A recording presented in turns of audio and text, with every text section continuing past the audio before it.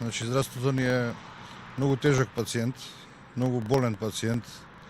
Не знам дали овој ден на здравието треба да се слави воопшто или да се прими извинување од некого до македонската јавност за сето она што се случуваше последниве 10 години во здравството и за сите катастрофални одлуки и квази реформи што беа спроведени во него. Заради тоа е болно здравството, а кога е болно здравството, болни сме и ние, пациентите и луѓето. Министерот Тодоров е министар веќе подолго време во овој сектор, во здравствениот сектор. Тој спроведе низа на реформи.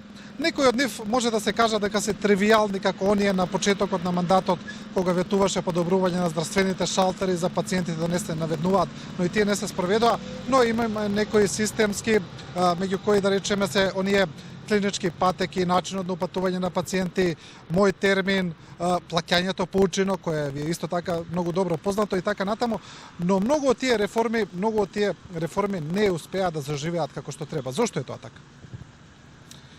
Прво, не би се сложил дека било која реформа во еден голем систем како што е здравствениот може да биде тривијална, па чак и шалтерите и така натаму. Сите тие така наречени реформи, тоа не се реформи, тоа се квази реформи. Начинот на кој беа спроведувани, идејата која стои за нив е невидена во светот, значи не постојат такви реформи. Произведоа, значи, влошена здравствена услуга, а тоа е она што како пациенти сите нас не интересира. Значи, поненавремена и влошена здравствена услуга во јавното здравство. Тоа е резултат на тие реформи. Меѓутоа, не сме да се заборави дека и многу финансиски средства се утрошени за тоа, зборам за десетици милиони евра, за рекламирање на истото, исто од буџетски пари платено по неверојатни цени, понатаму на еден или на друг начин, нели, визариси и така натаму.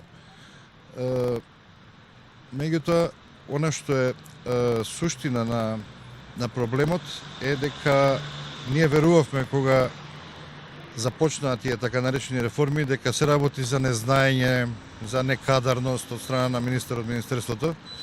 Меѓутоа, денес сме сведоци дека тоа бил еден добро смислен план за урнисување на јавното здравство, што и се случи. Ние предупредувавме подоцна на тоа и низ штрајкот, и низ разните обиди за комуникација со тоа министерство, па и со владата. Меѓутоа, немаше слух за тоа.